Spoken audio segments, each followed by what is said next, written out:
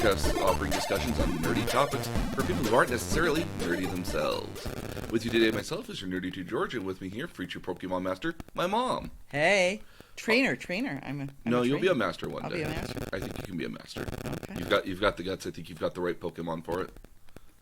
She's a beautiful Eevee. Is it a beautiful Eevee? It is a beautiful Did you Eevee. get a girl or a boy Eevee? I got a girl. Oh, even cooler. All right. Yeah. So Her we name is Irvy. Well, you named it too. Yes. Cool. So we are talking Pokemon, and so last week when we finished off, we discussed a little bit about the anime, and we also talked a lot about the games, the mainline games primarily. This week we'll talk a little bit more about the myriad of spin-offs, because again, that was part of my fun yesterday. I spent like 6 hours reviewing Pokemon titles. I meant to bring it with me. In cleaning the girls' room, I came across a whole container which included a Pokemon Sapphire game. Oh, it was probably one of my younger brothers. Well, okay, so when we offered it to your younger brother, he said most of those were Game Gear games for you.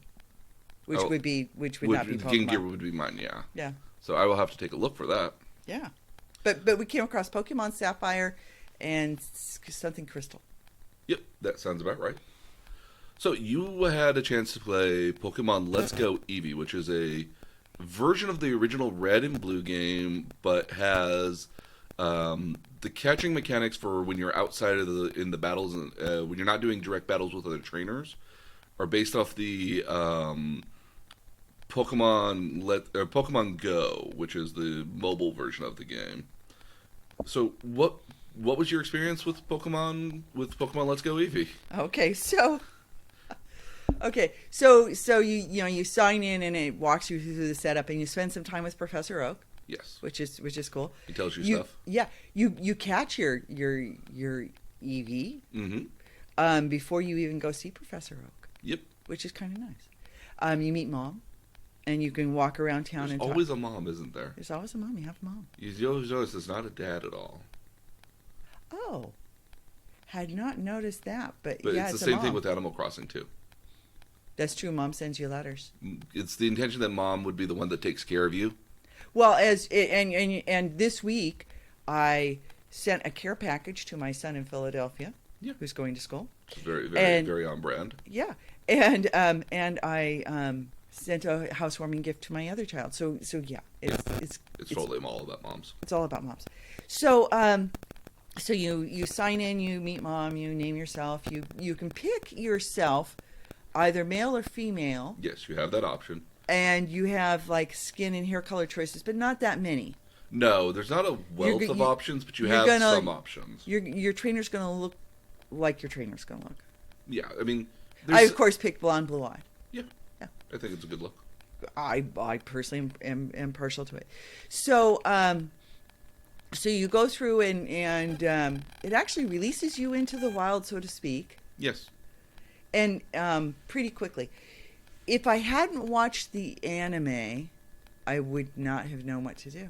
And so thus the anime had and that was one of the original, and I don't know if that was originally one of the goals of the original anime, but I think it was one of the intentions that the anime was meant to mirror the games in a lot of ways, and especially for a younger audience, that it was very much a way of pointing you on what to do and where to go if you were following the anime. And I think...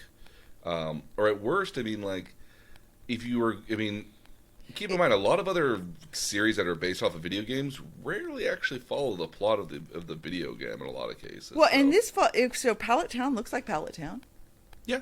The Pokemart looks like a Pokemart. The Poke Center looks like a Poke Center. So things look the way they look in the anime, and it has look and the feel, and the grass is drawn the same way, and all of those. Some of the Pokemon kind of like in the field and kind of like hiding in the bushes. Maybe Yeah. So it's if you've watched the anime, you know what to do.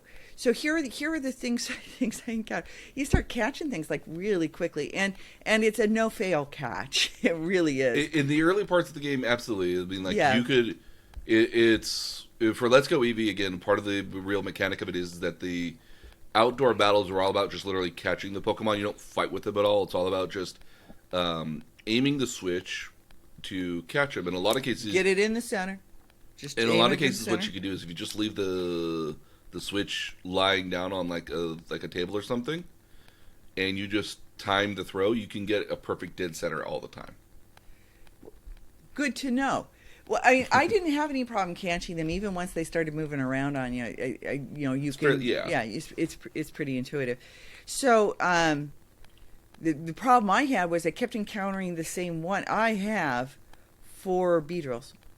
You probably have like 4 beetrils, 1,000 Ratatatas. ratatatas, God, how many ratatatas do you need? 2 or 3 dozen pidgeys. I started passing up on them. Although I have lots of Pokeballs, because as you're walking around, They litter them everywhere. they litter them everywhere. And when you see them, they aren't always Pokeballs, even though they're Pokeballs when you see them. They might be potions. Berries, or, they're potions or other things. Yep. So and talk to everybody. Just talk to everybody because different people will give you different little tips. Or they'll just give you stuff. Exactly. Yeah. So Some of them come to talk to you. Some of them come to talk to you. Yeah. So like the guy at the Pokemart sends you back to Pallet Town Mm-hmm. with the delivery for Professor Oak. Yep, and it's your Pokedex. It's your Pokedex, and so you and Eric. Oh, you named yours Eric? Oh no! I'm Ari, of course, Oh. but Eric is the other Poke trainer. That's Your rival. yeah, except he's kind of along with me. Oh. I see him. Well, okay, I'm by myself, but I run into him. Yes, so that is your rival. That's my rival. Yeah, Okay. in the original So- game, they were nicknamed Red, and he would have been Blue, because in the original game, Ash primarily wore red, and then I don't remember Misty? the rival trainer. Brock? No, because you rarely see him. The other guy wore mostly blue. Oh, okay. I think his name was Gary, maybe, but that doesn't sound right. Okay. Well, anyway, so I got through Route 1, Mm-hmm. and you end up in this bug world for Bug Forest, yes. Bug Forest, where you go into a building Mm-hmm. and there's trainers all Yep. over the place. Yep. And they'll all challenge you. Mm-hmm. And I like that the women are referred to as Lasses? lasses. Yes. And Lass Brittany and Lass Mary and Lass. Yeah, they'll run through a lot of the names. I mean, especially when you get to swimmers, beauty pageants. I mean, especially early on in the game, a lot of them are children. They are a lot of them look very young children. Yeah, so a lot of the really early bug guys don't look more than like 5 or 6 years old, maybe. Yeah, And a lot of the girls maybe look like they're in like teenagers. very early The- middle school, maybe. Well, the girls looked older than the boys. The boys looked very young in Yes. that place. Okay, so another one of those situations where like, how many of these do I need? Like, how many Pidgeys do you need? There are a lot of Pidgeys in that particular. Yeah. So in the Pokemon Let's Go Eevee or Let's Go Pikachu, the primary reason that you catch the Pokemon is to gain experience. Yeah. Um, And you'll see your whole like little forest of guys level up. yeah, So here's my question for you: how many can you have? Because as they said, I have a bunch of Ratatatas. mm-hmm. Like I finally went. I'm just gonna because I first of all don't know how to not challenge people. People challenge you, and you can't not fight them. Okay, that was the question. Yeah, those are an automatic sort of thing. Okay. But when it comes to the Pokemon, I think you can have somewhere in the neighborhood of about 600 some odd Pokemon catch. Because at some point when I want to get rid of a couple of these, the Ratatatas or whatever. So I think what happens is that when you release them back into the wild, you can get some experience for the Pokemon that you have. Much in the same way with Pokemon Let's Go, you can catch dozens and dozens and dozens of Ratatatas, but when you release extra ones you don't want, you get a little experience that you can get for the one Rattata that you really want to keep, or eventually maybe level up or something. So it's been a little bit since I've done that, but I'm pretty sure that you can release a fair amount of them back to the wild. Because keep in mind, Rattatatas are not going to be Well, they're not going to be your ace in the hole when it comes to a fight. Well, Pidgey and- maybe, but like not Rattata. Yeah. And I guess my question is, I mean, like you're slowly leveling these guys up, but when you caught them, they weren't all at the same level, so they're slightly different levels. Wouldn't Yep. you just keep the best one and off the rest? Because what's the point? So early on, you tend to. So when you first like kind of start out the game, you end up coming across a lot of oddly enough, never level 1 stuff, but you always end up with like level 2, 3, and 4. Four, right. Rattatatas, Pidgeys, Caterpies, Weedles. Okay, so a couple of things. Every time I, went through a challenge, I'm obviously going through that thing. You went through several in a row, so you kept fighting with the same Pokemon, and you're watching the levels of their attacks go down. Mm-hmm. Okay, and then we'll talk about strategies for attacks in a bit. But so every time I kept going to the Pokemon Center afterwards. Obviously, when you go through the bug thing, what is that called? It's just a forest, I think. The bug forest, because you go into a building to get there. So a lot of time when you go through buildings, and this was one of the things with the original Pokemon, is that the original Pokemon wouldn't allow a fully seamless open world. So the intention was that every time you go through one of the buildings, You go out the other side. It feels kind of like a train station. so it's an invertent loading screen is the best way to put that. Okay. So, and that happens a lot of the time too. A famous example of that was Super Mario 64, which is what kind of pioneered the 3D platformer. The entire thing took place in a castle, but you would jump through paintings that would take you to the worlds that we were going to. But you usually had to wait for like a ever so quick 2-second loading screen. Well, like to an get through Animal that. Crossing going through your front door. Yeah, so you go through. Yeah, it takes a little second for it to load the rest of the world. For the Game Boy, it wasn't able to fully do the full world at a time, so it would load up sections at a time based off of when one started and when another road started. On a certain level, though, there's a good portion of the world that is fully open. If you go south of Pallet Town, you have all this water and everything, and all that's almost fully open. Okay. So you could have a large portion of it. They just didn't do that for whatever reason. Okay. I think it was mostly to save Well, data. and just talking about traveling, it took me a while to figure out, okay, this is a ledge. I can't get over it. I have to look for a ramp. Mm-hmm. Because that's how you navigate through. A lot of puzzles, a lot of like a maze. puzzles, Like a maze. Yeah, absolutely. And so I found it's like a maze, but you can walk through anything grassy, pretty much. At your own peril. This is true, and it may have a ledge edge where you have to run across it to figure out where your ramp is. So there's some Or where your opening Yeah, is. so sometimes it's usually a vertical from going up to going down. Yeah. And so sometimes it's the Which case, is why I'm referring to it as a ledge. Yeah, and I think probably that's a better way to do that. There'd be some of those ledges which you jump over and then you can't go back up the way you came. Oh. So that's when I didn't figure out how to jump. How do you jump? You don't. Okay. You can't. Okay. Yeah, I mean. So that isn't my failing. No, that's not your failing at all. Okay. Again, very early. Again, to go back to the earlier comment, very early in the game, you come across a lot of level 2, 3, 4, and occasionally a 5 Pidgey, Rattata, and other early Pokemon, and so you tend to wait until you get the one that's a 4 or 5 level and catch those, and then just beat up everything else.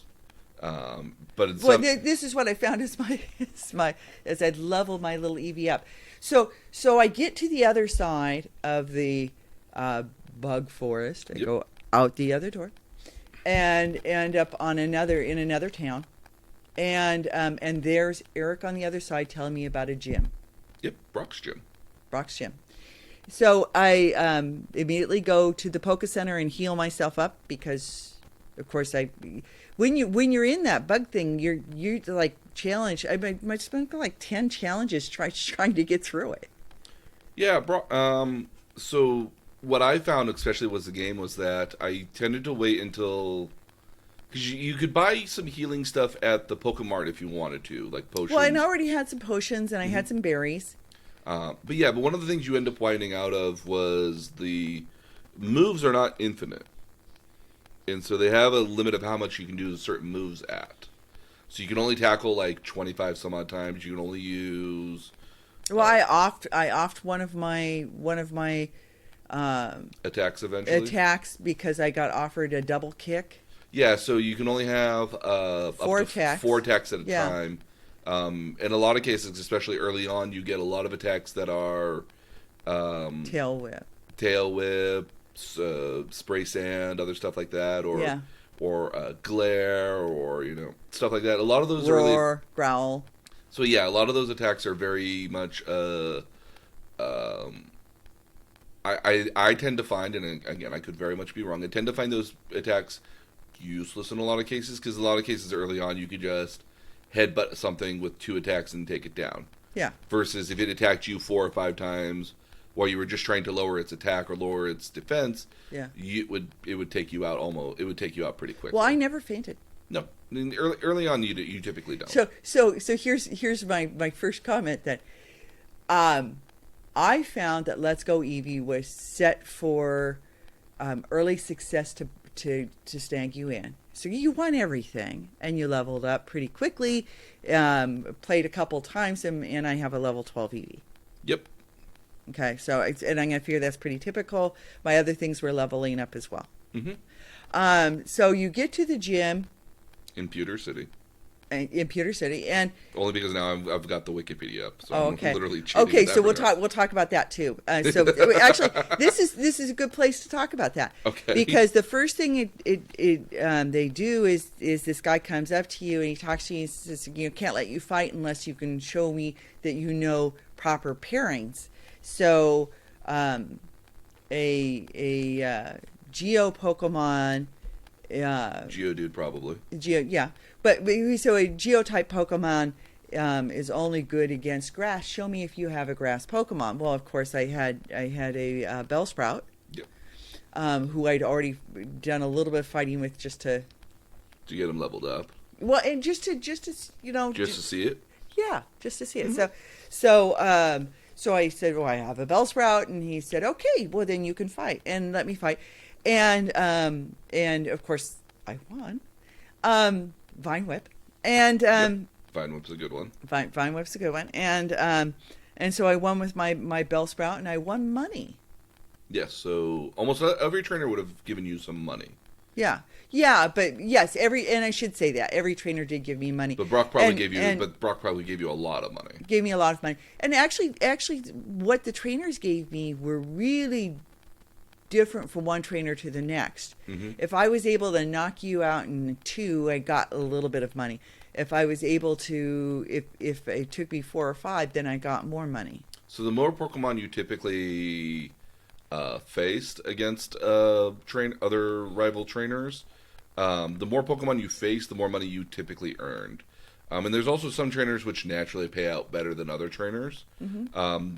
There's kind of like you'll notice later on that a lot of trainers have themes to them. Well, right now they all look the same. They do. Right now, a lot of the children or the children at least have a lot of bug and Rattatas and Pidgeys in a lot of Well, cases. and they're wearing the explorer hat and the school uniform sort of looking thing. The Yeah. lasses are all wearing a school uniform. Yeah, they're all sort of wearing like looking a thing. middle school uniform Yeah. essentially. But later trainers, especially as you move out of Pallet or Pewter City, you'll have a lot more. You'll have hikers that look like mountaineer guys, Oh, cool. and they mostly carry ground and rock type Pokemon. Or Pokemon you'd see in a mountain, which might be Zubats as well. Pokemon, the trainers typically tend to represent their areas a little bit better as far as what you catch nearby. So especially if you're by the water, you'll see a lot of fishers and fishermen and divers all have water Pokemon. If you tend to go up against scientists, you get to see a lot of Electabuzz and Mennonites. Elemental. You tend to get more electric or poison Pokemon, like God, I can't name any electric poison Pokemon. It's the one that looks like sludge. Oh, I know. Yeah, or coughing, which is the other one. The one that literally has skull and crossbones on its chest. So a couple of things that you reminded me of while you were talking there is every time you catch a Pokemon, you do get the Pokedex. Yeah, so every new Pokedex, Pokemon you get. Yeah, so the Pokedex pulls up Every new Pokemon you get, even if it's the same as a Pokemon you've already gotten. Yes, it gives you kind of a breakdown of what kind of stats it has and What fights it, what moves attacks it has. has, yeah. And it gives you a whole thing. So after a while, you kind of know, okay. You kind of get kind of tired of seeing the same stuff over and over. Yeah, by the time you've got the fourth Rattata, you're Rattata. Oh my good, it knows tackle, really? Yeah. Tell me more. Everybody knows tackle. Not Does anything. not everything. And so like Pidgeys know gust initially. You're Pidgeys right. know gust. Tackle, scratch are among the most common ones that you initially see. They're basically the same move. Yeah. Tackle, scratch. If you get a Weedle or Caterpie and they evolve to a, I have both, lots. They get an ability called Defend, which just gives them a more defense or like a shield or something. But no, yeah, that's fairly common. Okay. Um, So you get that, but I was drawn by the question. hmm Show me that you have a grass Pokemon because that's what's good against Geo. They set you up for that. They set you up. They said this game is built around making you feel successful. hmm And actually, if you were a kid, that'd be like really cool. And it's why I think it's a good version for people who are new to Pokemon, because it sets you up for success along the way to ensure that you have the stuff you need to be able to fight the next gym leaders. And some will say, oh, you need like 3 Pokemon, or you need you have to have certain requirements. Okay, so I'm going to make this sort of global overall comment, Okay.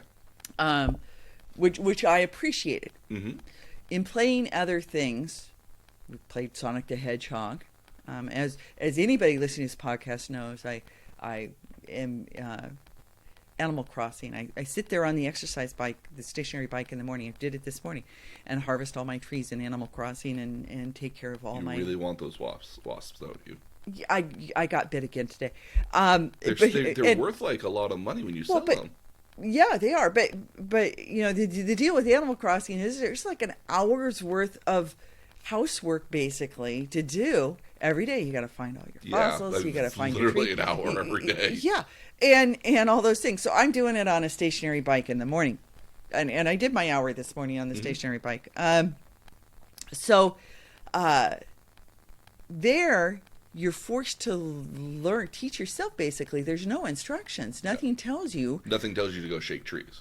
Yeah. Much less you could shake trees. Although they do tell you on September 1st to shake trees because there's acorns and pine cones now. I've gotten acorns and pine cones as well. I've already made things with them, but because I'm crafty that way. So But Pokemon, on the other hand, well, okay, but let's back Okay, up. okay, Okay, okay. Backing up. so we've played Mario Brothers. I've played Sonic, and I had to sort of ferret out for myself how to do things and what got me what results and all that sort of thing. In contrast, this game tells you. And so if you had a question about anything, you just walk up to somebody and they intuitively know what your question's going to be because of where you're at, and they give you the answer. So unlike these other games that I've played where they kind of require that you be intuitive or kind of have a general knowledge or ask your nerd master. well, again, I mean, like a lot of Master. the games were kind of assuming you had other friends who We're knew playing. somebody else who Yeah. knew a guy Yeah. knew a guy that said, "Oh, if you do all this, this happens." So everyone Yeah. learned about the secret code. Well, yeah, because I've asked you questions about Animal Crossing. You've told me what to do because otherwise I had not a clue. Mm-hmm. I didn't know if you And- shook the trees, you'd get some money. So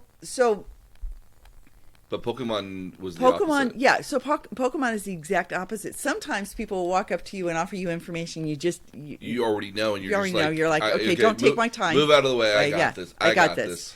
But I'm not at a point yet where I'm annoyed by it because I'm still learning, and I actually appreciate that I don't have to try to figure it out on my own or search it on the internet.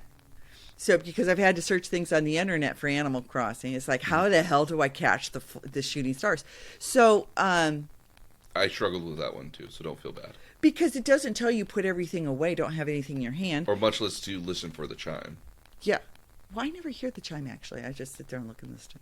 Oh, Anyway. I listen for the chimes, and but I'm also just maybe But I'm also maybe just looking away and I'm just constantly hitting the A button just in case. Yeah, same here. Mm-hmm. So this, Let's Go Eevee anyway. I assume they're all The other games hold your hand quite a bit. Yeah, it does. It holds your hand, and actually, after playing the other things and having some level of frustration, I found this kind of nice. Now, where I did use the internet was that I was intrigued by the question which is your grass Pokemon, because grass Pokemon are so there are logical pairings, and you can find them.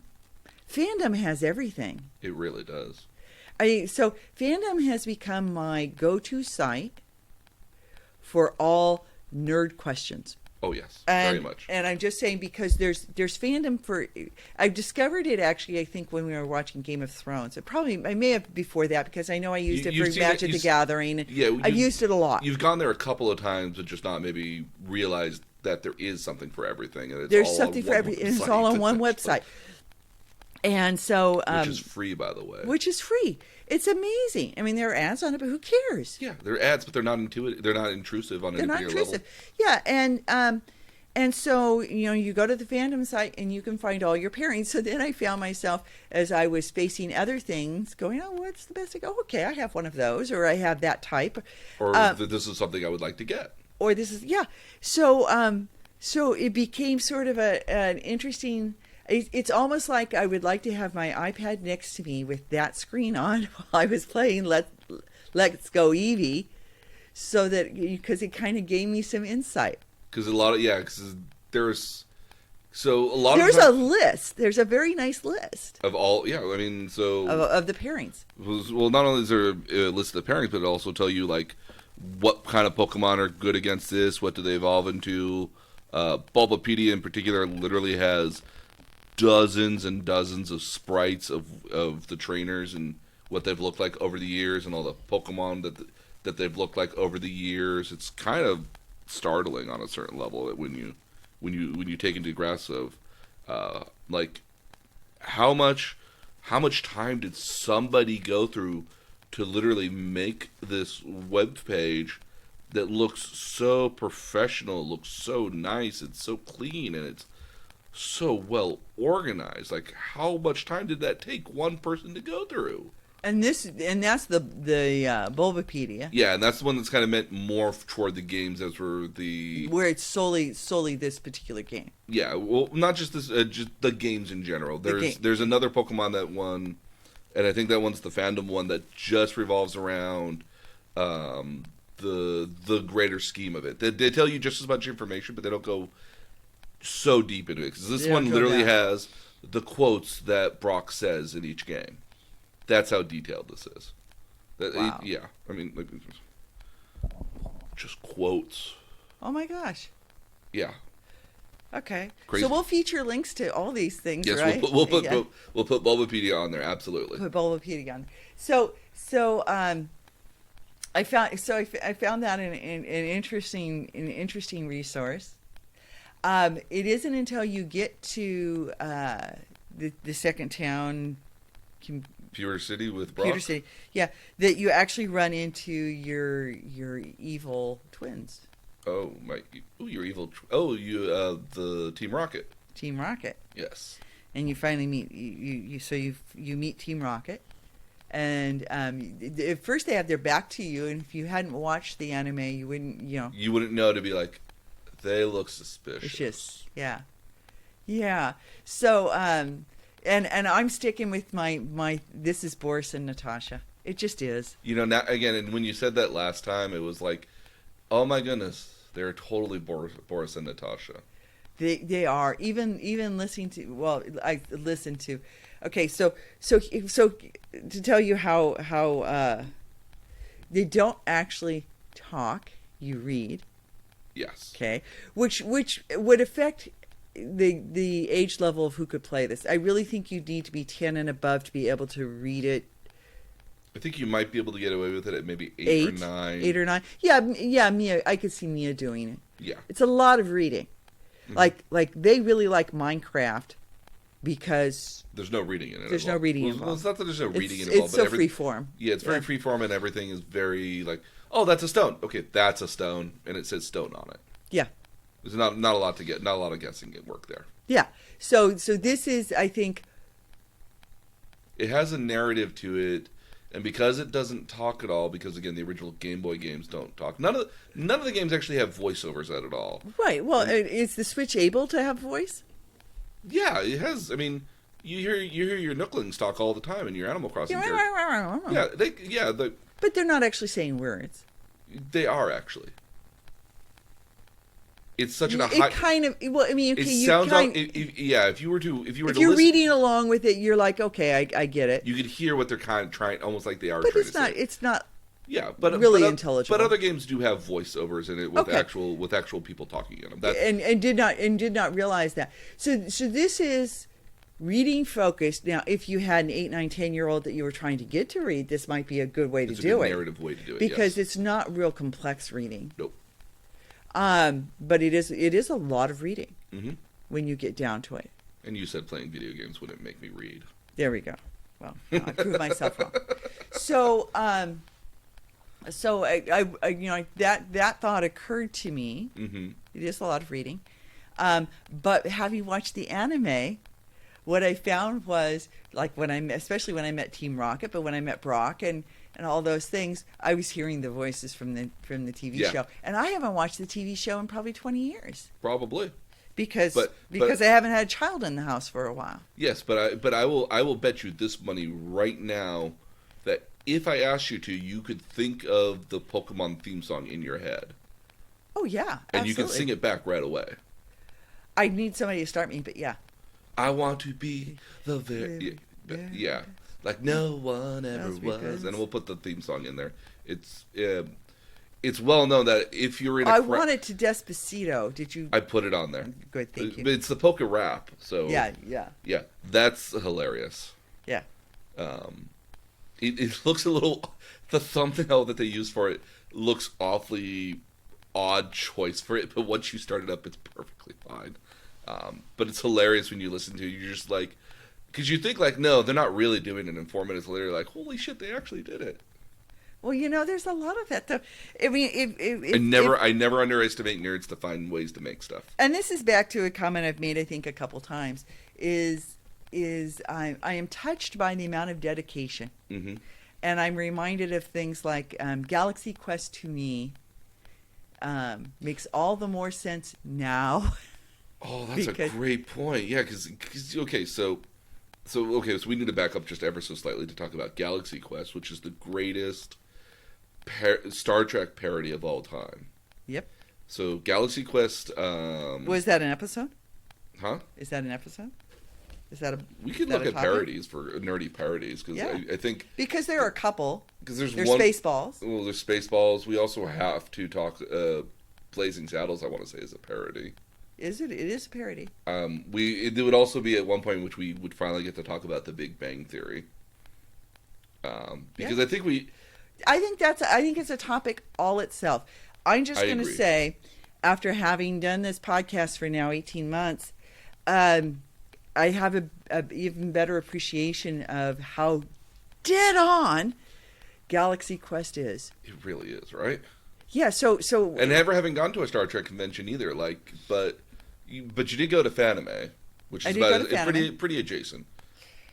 yeah. So having gone to Fanime and having seen Galaxy Quest, and I think that's actually Because keep in mind, you saw Galaxy Quest before this, and Galaxy Quest is basically there was a Star Trek-esque show that appeared 10, 15 years ago by the time the show... They say 18. Oh, so at the end, 18. at the end of it, because I'm always touched, it wasn't 20. So 18 years passed, and then now all the actors are now just basically going from convention to convention. This is their reliving living. Their living their is glory days. making commercials. Yeah, making commercials and reliving the glory days of what was their one TV show hit. Come to find out that aliens from another world, from a different galaxy, saw what they were doing and thought, oh, let's emulate that literally. Well, they and thought didn't it was parody. they refer to it as a historical document. Yeah, so they thought it was all real. They thought it was all real. And then they literally cake the cast, beam them up, and expect them to be the characters that they They build the spaceship to exacting specifications. Yeah. But the deal is they're saved really by these nerds back on Earth who are teenage boys who know what all this technology is and know how everything works. And have seen every episode and memorized it. They even know the sequence of the time jumps and all the different traps to get to, for them to get to the core of the ship. So they are saved by fandom. Yes. And throughout the entire length of our podcast, going back to the bronies and all of those, I have been really touched by how much the fandom world means in this particular niche. Oh, absolutely. Yep. Yeah, and I don't know how better to describe it, but every time because to me all these things are new. I've never played Pokemon. I watched the episodes with you because I would not a helicopter mom, but I always wanted to understand whatever you were into. Yes. So I could play Yu-Gi-Oh. I had a Yu-Gi-Oh deck. I could play Magic the Gathering. Yep.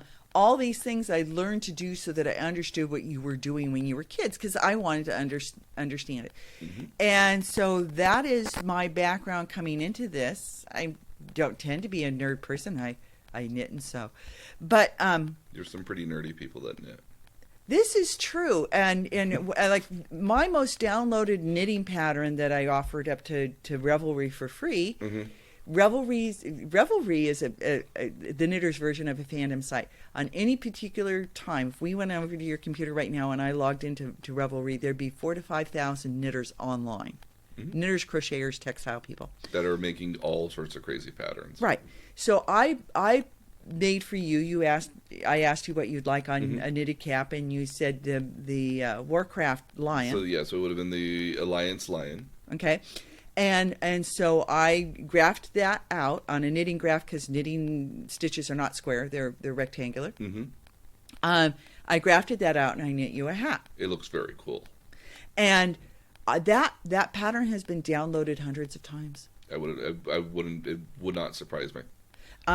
So that I created. So even knitting sites have there's all sorts of things out there on there, by the way. There's Minecraft, there's all sorts of things from the nerddom world on the knitting site. Oh yeah. Fandom is an amazing thing. And every time we launch into one of these things where I have very little fact base, whether it was Game of Thrones, I mean across the spectrum, Star Trek, I can find the answer to any question on some form of fandom site. Now fandom itself has become my fave because I can rely on it to have everything. Oh, yes. It's kind of amazing. It's almost to the point now you could basically go out there on any topic you wanted to, type in wiki, and you'll get, within like the first 5 hits will usually be either the Wikipedia article or the fandom website for the wiki. Well, and when you say that, I mean, let me just say, so I'm an Orthodox Christian. I teach Sunday school, and one of my go-to sites is OrthoWiki.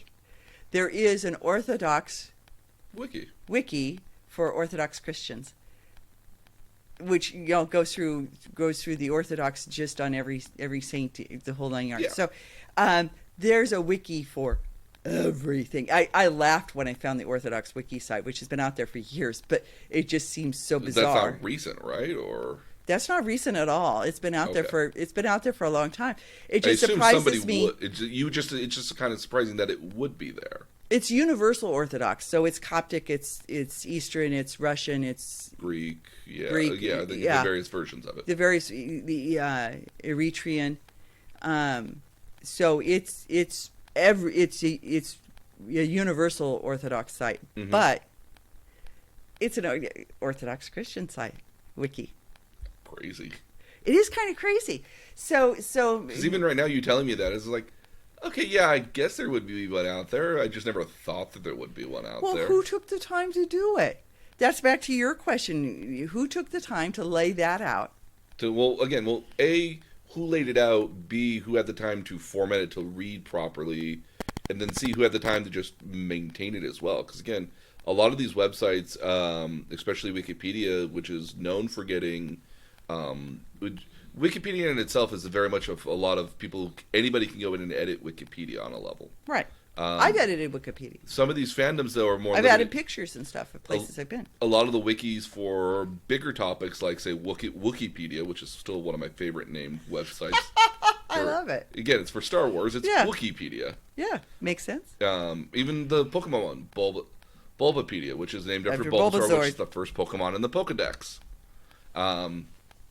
Those are all there's fans can go in and edit anything, and they can make their own web pages on a lot of those. And the only thing is that moderators will come by around occasionally and be like, "Oh, you need a citation for this, or this needs to be cleaned up. It's not into our normal format that we would prefer this in." Yeah. But again, all this is all very much fan edited, generated stuff. It's not there. I mean, there's a lot of places out there like Marvel and DC, and even Pokemon has their official Pokedex and their official Wikipedia articles on the topics. But the ones that are probably the better to go to is definitely going to be the fan ones. Again, I can. It'd be interesting to know though what say Nintendo thinks of the fandom. I mean, I can see why somebody like DC or Marvel would want some controls over that, and even Nintendo, because this is your product and this is your livelihood. Mm-hmm. This is your money maker. This is what people are reading about in your topic. Yeah. But I'd actually disagree on that, because I think, I mean, the adage that there's no bad advertisement at all. Yeah. Like if you get your name out, you're being talked about. Yeah, you're being talked about, even if it's in a weird place, and somebody's going to eventually buy your product or know about your product. That's why I think that Geico commercials are so great, because they're so irreverent. Like, they barely talk about. I mean, their entire point is to sell you on the name of Geico alone. I mean, like, but I can name or Progressive even. Like, they do great commercials. Well, too. I'm still getting through Limo Emu. Oh, I'll watch anything with Flow. I mean, you could pull up a YouTube series that's 10 hours long of just commercials with Flow. Oh, I'd watch it. On one of the airline magazines, there was an article one time on the actress that plays Flo, and Flo looks at it this way. Yeah, it has limited her acting career, but she doesn't really care because she's been able to raise her children, while not having to work particularly hard. No. and again, she's it looks made like money. She looks like she's having fun. Well, she put it much better than that. But yeah. that was the gist of it. Yeah. Was if I was living that life, I would have all these other demands. I mean, right now I'm making a pretty good income. Well, again, I mean, and I'm able to spend time. And that with was my one children. of the things with actors as well. A lot of actors, especially in the 30s or especially in the 30s, 40s, and 50s, very much wanted to not do major motion pictures. They wanted to do TV because you could make TV was a lot more stable. You had a lot, you showed up on the sound set at a particular time. It was like working a 9 to 5. Yeah, you had a routine, and they often paid better, and they were more lucrative in a lot of senses because you knew you were going to have a generated paycheck all the time. Ellen Pompeo got slammed for an interview she did a couple of years ago, maybe more than that, in which she said she stayed on Grey's Anatomy because she's been on that show for 15 years or so. Yeah, for quite a while. She stayed on Grey's Anatomy because it allowed her to stay in one place. She didn't have to travel. She didn't have to be away from her family. She could raise her kids, and she knew what time she showed up to work. And there was a lot. She took a lot of flack for that, but I think that's a perfectly legit. Especially if you want to raise a family, that's a perfectly logical reasoning at the end of the day. Yeah. And if all you're known for is being these commercials, I mean, like, it's still a career that's lasted. I mean, the guy who does the gecko voice for Geico, like, yeah, that's money right there. I mean, like, you never have to do. They make a surprisingly large amount of money. Yeah. Well, to recast somebody, to be the face of it. Mm-hmm. So it was interesting to me to I forget what the figure was, but she's probably pretty good. I would imagine. she's making a pretty good penny. Yeah. So yeah, and if you're going to talk about insurance commercials, Liberty Bibberty is still my favorite. So. God. Sorry. It's still good. It's still my favorite. Well, we'll redub it later. Yeah. Well, yeah, we can do that. Anyway. So back to Pokemon. So back to Pokemon. What were some of your other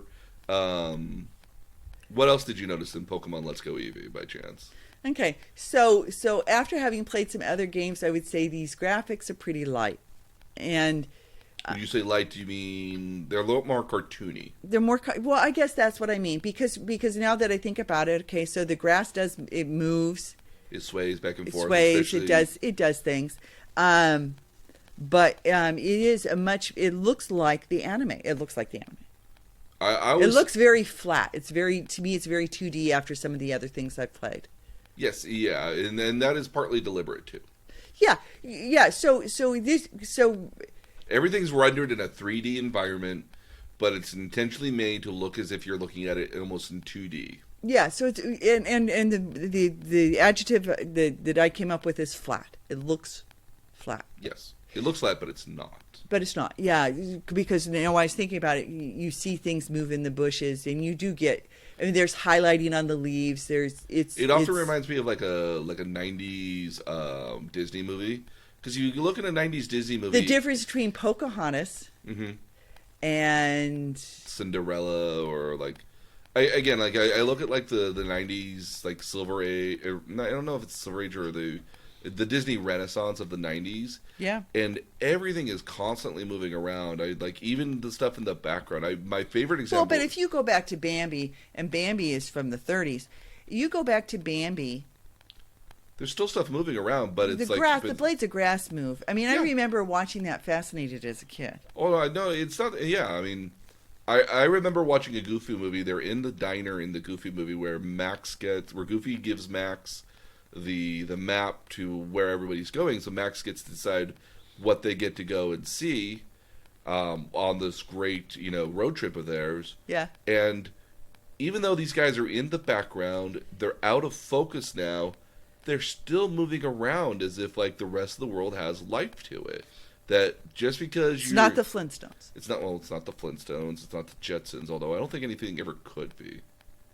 I mean, the Flintstones and the Jetsons were pretty special. But their backgrounds are pretty flat.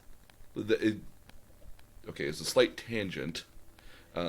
So there's a guy named Movie Bob who does a show called The Escapist. Has a great video series on the Flintstones and the length of their series. But what was the real advent of the Flintstones was that they came up with the collar. And the collar was this notion that if you ever notice, all the characters had collars or necklaces. Yes. And the intention was that in animation, if you're in a pinch and you can't animate everything, you animate the face because everyone intently looks at the face. Yeah. Except for guys. Guys like to look around everywhere else but the face sometimes, but that's just guys. Yeah. Which was just a dig at myself. So what they figured out was that, especially with the Flintstones, which was one of their early pioneers of this, is that they actually developed what was early flash animation. And the notion was that you would animate the head, but you would reuse stock animation of the body. It's why, even in like Scooby-Doo, all the characters run the exact same way every single time, but they reuse the body animations, but then when they have the characters' faces, the faces might do something different or else, but they're all very generic versions of what the face would do as well. Well, and it's why they're wearing everything up to the neck. Yeah, like that's why everybody's got collars or turtlenecks or everything goes right up to the neck. It was designed so that you could save a lot of money doing that by reusing animation because you don't have to. If you don't have to reanimate everything, you don't. Yeah. So you can reuse animation. And so that's why the Flintstones, Jetsons, and a lot of the Hanna-Barbera cartoons were done on the cheap. That's why Yogi Bear has a necktie on. Yep, and that was one of the reasons why Hanna-Barbera, for a long time, especially in the 60s, 70s, and going into the 80s, were able to make so much materials because they just basically pioneered early flash animation, which is, as an example now, flash animation is almost exclusively used for a lot of TV shows here in the West, like most famously My Little Pony. It's all done with flash animation, or what we would know as flash animation, but it's a lot more delicate, where each of the body parts are separate entities that you can literally move around piece by piece, stretch them, bend them, and so forth. But they're all connected to a central body. But early flash animation, as we would know it. Yeah. Yeah, no, it's kind of amazing, especially in the days before you had anything computer generated. Hmm. Yeah. So So, Pokemon looks flat, which so is not Pokemon, intentional. yeah. So to me, it looked flat. The other thing I really appreciated about the game that we haven't talked about is back to sort of the Japanese ethos. You have to I have to take care of my Eevee. I have to play with my Eevee. If I bring up the sort of task screen, Hmm. playing with Eevee is the first thing and much bigger than the 5 things below it. Yep. And you can feed Eevee berries. Yep. Took me a while to figure out how to keep Eevee eating the berry. That you have to go up and down with it. You can pet its head. You can pet its head. If you double tap the screen, you actually get it to high five you. Did not know that. Okay. Okay. So I have to go home and try that. But you can scratch it, and it'll let you know which places it likes to be scratched, actually. Hmm. And pet it, and you have to do those things because it helps you bond with your Eevee. And it makes it perform better. And it makes it perform better. Mhm. So I like would make a habit of every half hour or so petting and playing with my Eevee. So here's another question I have for you. Yeah. How long were your gaming sessions when you did play the game? About an hour. About an hour? Okay. So one of the things was kind of unique. This is one of those things I really liked about Pokemon, and which I really think worked well in its favor. That I think other mobile things just don't get right a lot of cases. Is that when you have a mobile device or a mobile game in which you move around with, you're not intended to sit down for 20, 30, 40 minutes to play at a time, that it's easy to stop when you want to stop. So that you're very easy to... I agree with you on this one because I found myself able to just walk away and not feel like I was obligated to do other things. Well, not only just that, but like if you if you were at the gym, as an example, and you were on the bike for a half hour, and before you were going to move on to whatever equipment you were going to go to next, you could stop, and you wouldn't feel as though, oh well, if I have to play for another 10 more minutes, I'm in the middle of this. I can't exit out of it. This is really, I have to do I this haven't right gotten the scallop yet. you haven't gotten the scallop yet. You could stop it any time you wanted. I haven't found all 4 fossils. You missing 4 fossils? Oh, yeah, I know. They're always under a tree in the shade. You have to walk by them a certain way to find them. It's the most annoying thing. Yeah. Why would they leave fossils underneath trees? It's crazy. Yeah. I planted those trees there on purpose not to find fossils there. Yeah. Yeah. Crazy trees. But no, again, that's one of the nice things I liked about Pokemon. And a lot of in one of those things that really kind of keyed me in on, okay, mobile games should not be meant to be played for long periods of time because it's a very tiny screen. And which I think is why an hour is sort of my your limit. yeah. Yeah, I could play. If I could play something for less, I actually would like that. And you're right. I think this is something you could pick up.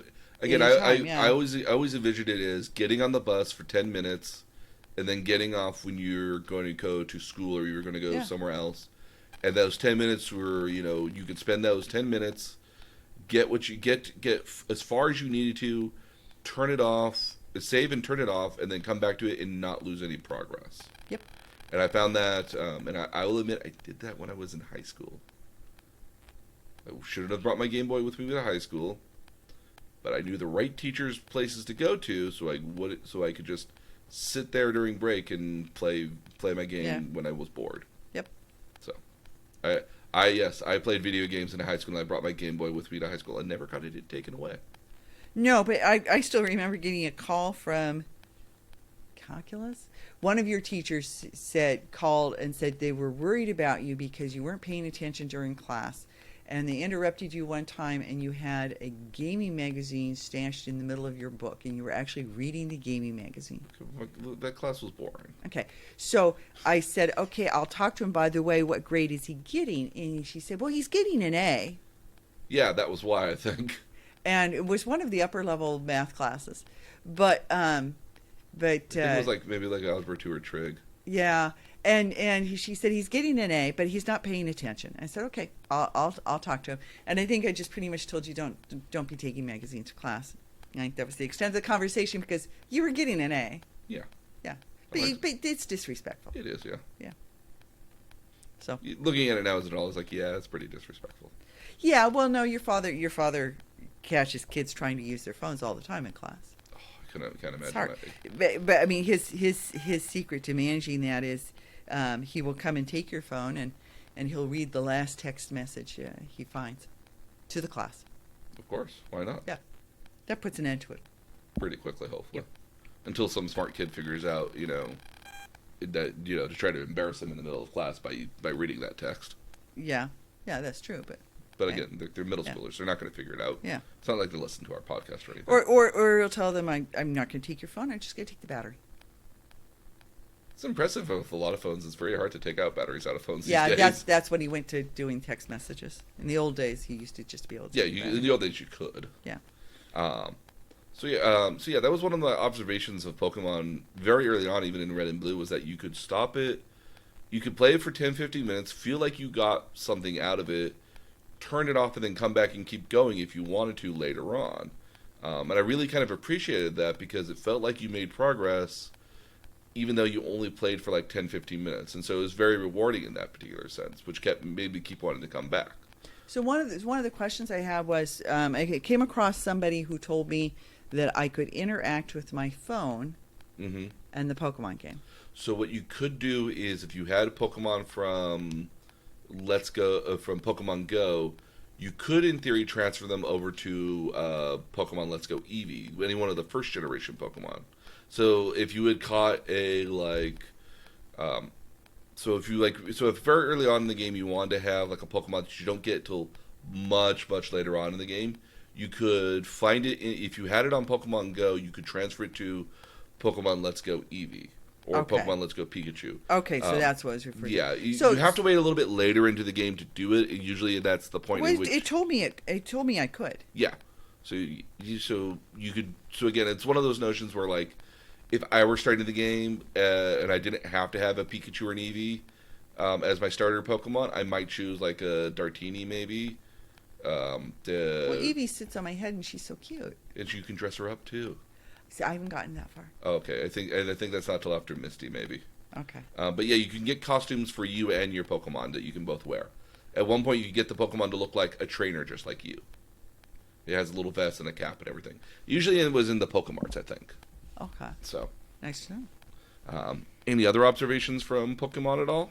No, I think It's a good intro to Pokemon, I think, because it's not difficult. it walks you through. It provides you with lots of info. Yes. Yeah. It's very much I feel it's not that it holds your hand throughout the entire time, but it generally nudges you in the right direction. But if you weren't so I guess my thing would be I felt like I benefited from the fact that I was aware of the anime series, even though I haven't watched it in, as I said, probably 20 years, because the last person I would have watched it with was John. Yep. And so it's been a long time since I've watched it, but I'm familiar, and that really assisted me a lot. Good. So My thing would be watch the anime watch several of the anime before you play if you haven't seen it. if you haven't. Yeah. And actually, speaking of the anime, that's a nice tangent to the anime here. So we talked a lot about the anime last time. It's been going on now for 23 years. And again, it's one of those shows that primarily follows around its main character, Ash Ketchum. Ketchum as in catch 'em all. That's cute. I never realized. Okay. Also, I knew it was catch him, but I always thought of it as catch up until maybe months or years later. I was like, catch 'em as in catch 'em all, because that was the catchphrase. Gotta catch 'em all, yeah. Yeah, 'cause that was the catchphrase of the series. Again, it primarily follows around the entire games. The anime the follows towns the are story. the same. Yeah. Yep, and it follows the games, not to a T necessarily, because there's a lot of side stories and other stuff that happens. But if you were, again, like you said, if you were just trying to figure out how everything works, you could watch the anime and have a fairly good understanding of how to play the game. Well, it's only because of the anime that I understand what Team Rocket is. Yep. And what I find super interesting is that its art style, for the most part, from 1997 until 2016, so 19 years, remained largely the same. Yeah. And it wasn't until when they got to Sun and Moon that they changed up the art style so Ash looked a little bit different. Still 10 years old, but at least he looked slightly different now. But the Pokemon anime itself, that as we know is the mainline one, there's been a few other Pokemon anime that have been out there before. So there was a series called Pokemon Chronicles, which actually followed the Gold and Silver's characters from the Johto League, and followed them through their adventures. It was supposed to happen at the same time as Ash, Misty, and Brock going through the Johto area, but it also included, but they would come up occasionally, but it was mostly focused on these other adventures of these other trainers to kind of show other people in the world out there as well. Pokemon Origins, which was a short series, basically was all about retelling the Red and Blue series of games as a literal translation of the games. So the character was literally named Satoshi or Red to us, and it picked out just it's only like 4 or 5 episodes, I want to say. And so it just highlights a marketing ploy. Not necessarily. I mean, the episodes are like 40 minutes long each. Oh, okay. And so they highlight like basically what it would be if you were Satoshi going through the game, or you were Ash going through the game as well. And so it's a very much more faithful version of it. Pokemon Generations was basically the first 6 generations had side stories of all these other different characters that occasionally appeared as like maybe one-off characters and just little side stories. They were all like half-hour episodes. And the newest one, which is actually known as Pokemon Twilight Wings, is kind of in a similar vein to Generations, where it's just a side story of other characters in the Galar, which is the Sword and Shield area generation of the game, and their adventures through it. Much in the same way, kind of like Chronicles almost. What's interesting, though, is that all these series are available on YouTube for free. On the Pokemon YouTube channel. That's interesting. In dub, too. So they're for free because they're marketing for... I want to say partly because of marketing, but I think also that YouTube views are a big deal in the online world. They have a lot of views on YouTube because it nets you money for advertisements and stuff like that. So, I mean, and especially when you think of like Pokemon, like, you know, if you think about it, it's the only place you'll ever be able to see it dubbed, if you ever see it at all. Yep. So, Pokemon's also had... I want you to take a guess. How many Pokemon movies do you think there are? 2. No. Well, because I'm only aware of 2. I'm only aware of 2 as well. I'm actually aware of like 3 or 4 if you really want to be hyper-technical. So, Pokemon's been around for 23 years, right? Uh-huh. There are 23 movies. Really? 24 if you count Pokemon Detective Pikachu. But Pokemon, a lot like other mainline series, like Detective Pikachu, by the way, even though it follows sort of a Pokemon story, it's a very Western Pokemon story, though. Yeah. But it's still really good. I actually was charmed. I took my granddaughters to it. They're very into Pokemon. Yes, they are. Although they don't play, so which is interesting to me. But I think they mostly. I think it's because they follow the cartoons in a lot of cases, and I actually think it's because that family's big on Mario Kart. Yes. And Pokemon's an option, I believe. It's Smash Brothers, yes, but not Smash not Brothers. Mario Kart. But I also think the characters are really cute, and they're very much intentional to wanting to love it. I mean, I fell in love with. They actually gave us orders before we went to Japan. Yeah, I think the only reason we went to the Pokemon store is I wanted to go just to see one, but yeah, I wanted to see one. But we also went because we were told them like we were going to see them. Well, and they gave us a list. Yes, they gave us Pokemon that they were looking for. They gave us a list of ones they were looking for, and there were ones that you couldn't get. Were hard to find in the United States. Yes, yeah, because there's not a Pokemon store, and even the ones that come out here in America are usually the most absolute popular ones. Yeah. Or like special edition stuff. In a lot of cases, like I can't imagine to tell you how many stuffed Pikachus there are in America. There's probably if you just had one of every single one that's ever been released, there's got to be like 1,000 stuffed Pikachus versions of Pikachu out there. Yeah. From Mario, McDonald tie-ins to other stuff. Your brother Mark has a Pikachu onesie. Well, of course. Who wouldn't want to have a Pikachu onesie? Yeah. Not me. I don't like the Pikachu. I would rather have the Dragonite. Okay. So, I don't know that they make him in a onesie. No, I don't think they make it my size in a onesie. Yeah. But there are onesies of almost all the Pokemon, I would imagine. Probably. At worst, somebody would make it for you. Yeah, you could find. Because again, there's a lot of people that make stuff that's like challenge accepted. Well, on Etsy.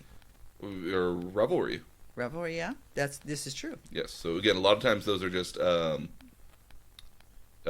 challenges waiting to happen. Yep. But yeah, so I think if you really wanted to watch a Pokemon, so here's what's actually kind of interesting about Pokemon right now is that it's jumped around. The anime itself has jumped around through various TV channels for a long time. So it originally was on the WB, which was a Warner Brothers channel. Mm-hmm. Then it jumped around a bit to Fox, and then it jumped over to the Disney network, the Disney XD channel for a while. Really? Yes, it was on there. Why would Disney promote something that I would see as a competitor? It's interesting. I don't know why, but there was a lot of other shows that are on Disney XD or XY that weren't always Disney adjacent. Okay. Fair enough. So I don't have a good answer on that one.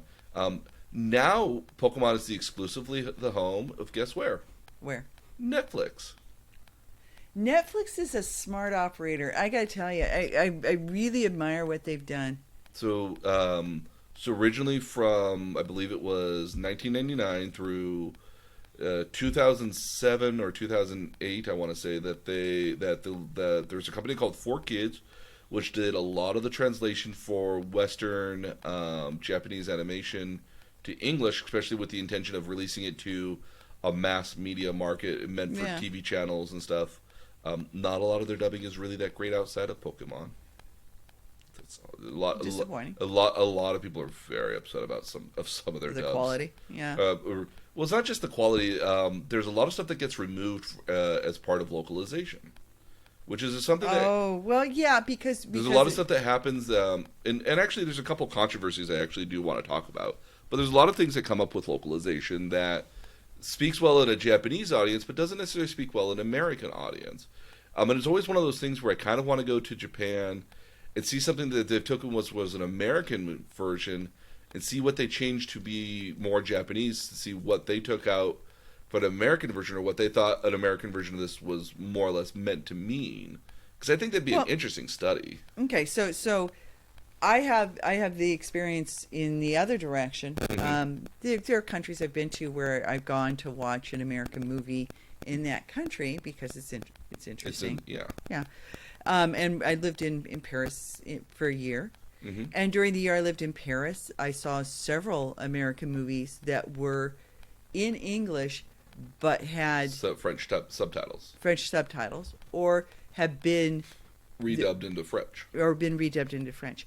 And there were idioms in English which were totally changed around. Yes. And my favorite example was I was watching the 3 Days of Condor, which is Robert Redford, Faye Dunaway movie. 3 Days of Condor, and at one point he says, "I haven't raped you," and Faye Dunaway remarks, "Well, the night is young." And I forget exactly how they translated that into French, but it was completely different in terms of meaning. And I understood it was because that's kind of an American taboo thing. And it's an American. It's an American idiom. The night is young. Yeah. And that part. I thought the rape part was what they changed. No, because in context it would make sense. It made sense, but his point was that he hadn't really threatened her. Yeah. But the night is young is very much an American idiom. Yeah. And they changed it, and I went, oh, okay. The other one was I saw Young Dr. Frankenstein, was the Gene Wilder movie. Oof. That's a good one too. It's a good one, and yet think of all the quips in that movie that are uniquely American. Wow. And they managed to change, like knockers. There's one point where there's a joke where they're banging on a door, and it's And they managed to change them into something where I understood exactly what they were getting at. What they were trying to get at. Yeah. So whether they're trying to be similar, or they have to make up like new ones almost. They make up something, in that particular instance, it was almost like a whole new line that was put into Terry Garr's mouth. Because that one I saw in French, having seen the movie here before. Okay. And you almost have to recontextualize it on a certain level, but you can't really do that. And you have to recontextualize the setup. Mm-hmm. So the line actually changes several lines before that to get you where you need to go. To be able to play the joke. Exactly. So so that happens.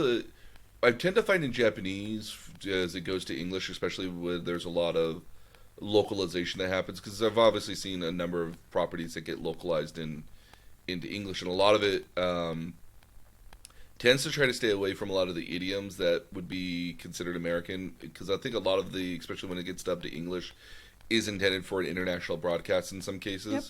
So a lot of what would be American idioms typically are not included. But it's the little stuff that comes up a lot of the times too. So Japanese, as an example, don't have any problems with having ads in there, even ads that make allusions to famous brands in their stuff. Yeah. But here in America, we would cut that out immediately. In a lot, or make except we replace it with product placement. Well, not necessarily. I mean, in some games like Mario Kart is an example. When Mario Kart 64 was translated here to the West, in Japan, a lot of the ads that would hang up around the game were very much allusions to like Goodyear and other motorsport companies. But when it got localized here, because those brands are based here in America, they changed it because they didn't want those companies coming after them to sue them. Oh, I get that. So you have copyright issues that don't exist when you're in a foreign country that would exist here. Yeah, because again, I mean, like the 76 logo or a famous logo, which may not necessarily be in Japan, or may not be, or where the copyright might be a little bit less strict over there.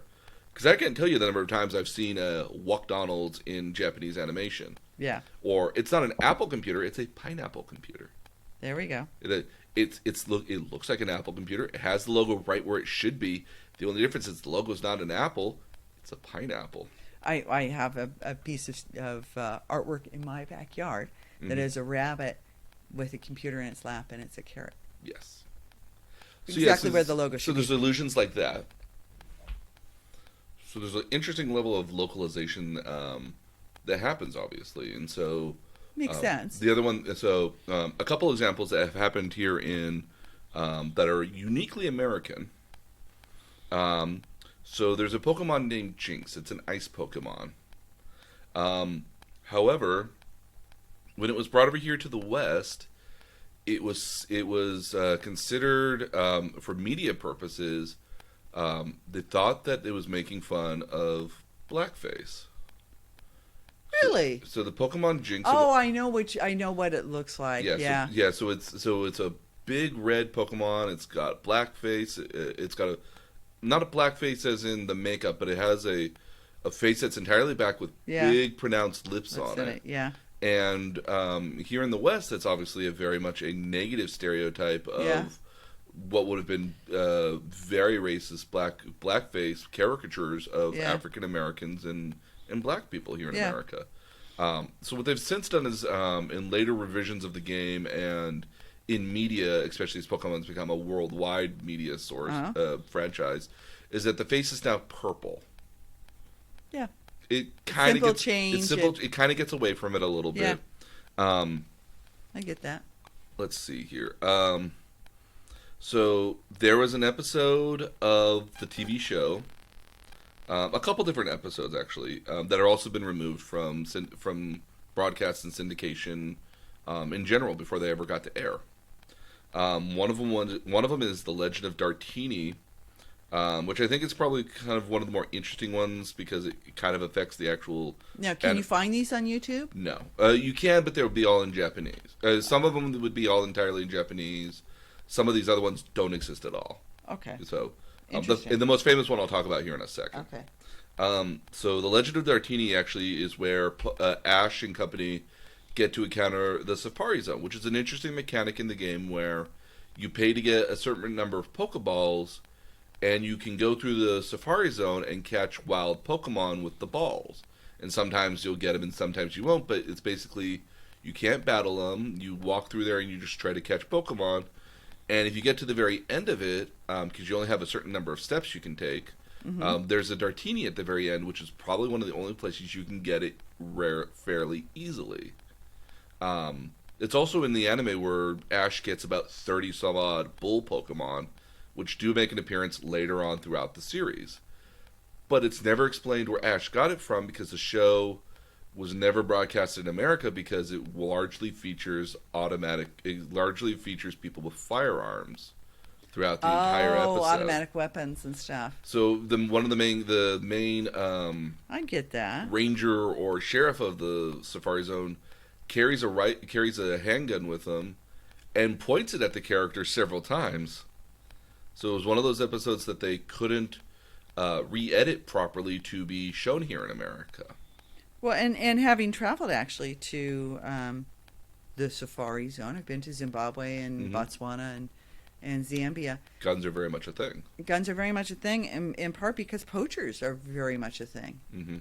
And so you see a lot of weapons out there to keep, to protect the wildlife if you go to wildlife preserves.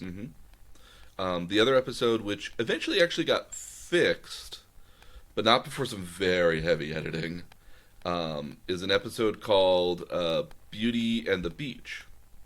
And it's a very actually early on episode. I think it's like episode 18 or 19. So it missed its original broadcast, but later got fixed as a lost episode. Ash and company are at a beach, wreck a boat, and have to participate in a and keep in mind, anime always has a beach episode or some sort of pool episode where the characters get to go in swimsuits. It's a requirement of all anime at some point. You have a beach or swimsuit episode. Well, but it's a natural thing, though. Yeah. So they are forced to work at a beachfront cafe, but they find out they might be able to make money if they enter a beauty competition, or a beauty pageant rather. And so it's a very sexualized episode on a certain level. The weirdest part of it is that at one point, James, which is a male character of Jesse and James Team Rocket fashion, and to best describe this here, dons a bikini with inflatable breasts. Him being a guy. Okay. And so he's secure in his sexuality. He cross stretches a surprising amount in the anime. Actually, yes, he does. But again, I mean, like it's a bikini that's basically a string bikini, and he's got like a wrap around his waist, but it's very much a sexualized creature at the end of the day. That had you not known this was a male character, you would have been shocked to think, no, that's a female character. Interesting. Yeah, so that was an episode that got re-edited to omit some of the overly sexualized parts and got rebroadcasted years later. Another episode that eventually got rebroadcast was an episode called, I believe it's Tentacruel. And what was going on with this one here was that there was a 50-foot, 100-foot tall, basically not jellyfish, kind of a squid Pokemon called Tentacool and Tentacruel. Yeah. That when he gets to over 100 feet tall, he actually ends up destroying a cityscape. I actually think I've seen this episode. You probably have. It got stopped because of the 9/11 attacks. Oh. So while it originally broadcasted in Japan back in '97, when that wasn't a thing, and its broadcast got stopped in 2001 due to the attacks. And so they didn't do that. There was another episode called that's also related to Ghost Pokemon, where one of the Pokemon clearly dies, but gets resurrected at some point or something. The main reason for that one, I think, although there's not anything that's really questionable about it, the title of the episode was called Tower of Terror. Mm-hmm. It does take place in a tower, but I think it comes like a couple episodes after, like 30. It's episode 34. Tentacruel is like episode 18, so it's like basically not that far away. And the way American syndication was working back then is that every week, every Monday through Friday, you basically got a new episode if it wasn't a repeat. Yeah.